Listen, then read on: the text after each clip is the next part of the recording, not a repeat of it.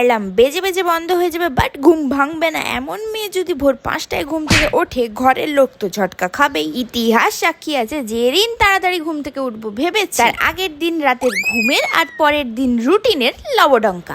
লেকিন ঝুঁকেঙ্গা নেহি dot dot. দিনের প্রথম ঘন্টায় no social media, little bit stretching, gratitude আর 7 চাকরা মেডিটেশনের সাথে welcome to Vinita's little corner of the internet. সাথে মাতাজিরো নিদ্রা ভঙ্গ হলো।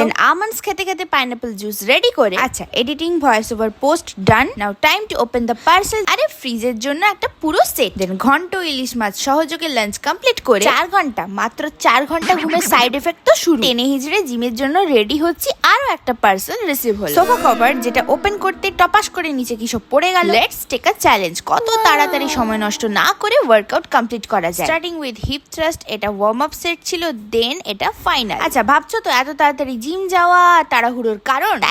তাই মামা বাড়ি যায় সেই মতন চেঞ্জ করে ওয়েট করছি বাট কল এলো তুই গ্যারেজে আয়, গাড়িতে কিছু প্রবলেম হচ্ছে। গাড়ির গতি হতে এখনো টাইম লাগবে বুঝে মা মেয়ে আর সময় নষ্ট করলাম না, চলে গেলাম বাস। কপালে না থাকলে ঘি ঠকঠকালে হবে কি। তো চলো after pet Puja it's time for a cute transition. কোথায় যাচ্ছি? ভাঙা রথের মেলায় মেলা লুট। দেন আফটার ডিনার 11:30টায় বাওয়াল করতে করতে ঘর।